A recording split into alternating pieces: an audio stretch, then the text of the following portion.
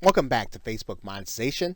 And in this video, we are going to just conclude with some final thoughts about our talk about doing a recurring membership inside of Facebook and creating a number of products and creating a different income stream for your business. Now, again, remember the real benefit of being able to use Facebook in this way is that people are already here. What you're doing is you're taking advantage of the traffic that's already there and getting people to opt into your list and then moving them into products on Facebook. What you are also taking advantage of is Facebook's gating features for your content. So in other words, when you set that membership to close, people are not going to be able to see that content. And that means then you're going to be able to have a robust delivery system for your content without having to use a membership software site.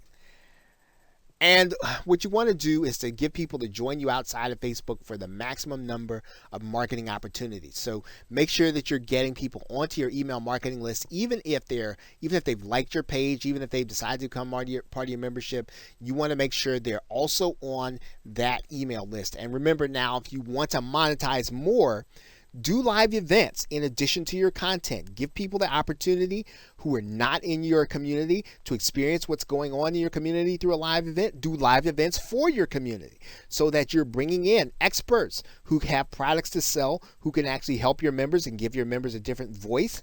But again, make sure to be their affiliate when you do that. Offer different products when you do your own live events inside of your membership. These are great ways for you to increase the amount of monetization that you are able to do. And of course, make sure you do some free content. We just talked about doing a webinar where you invite people who are not in your community, but also do more content. Give people who are not members the opportunity to see some of the content that's available to them, and then use that content as bait to invite them inside of your membership. Remember, the best thing that you can do for your membership is to replace those members that are leaving with members at the top of your funnel, as opposed to going to the bottom of the funnel to do things to try to keep people in the membership, because again, that will cause you to do the wrong things and cause you to make the wrong decisions about content, about the membership, and about how you treat your members. You want to make sure that you're always feeding people into the top so that you make the right decisions for the right reasons and to over deliver on what you promise, and then use those other opportunities to provide additional content in additional products, as opposed to stuffing everything into your membership to keep people in. Okay, so with that, thanks, and I will see you in another video and or another course.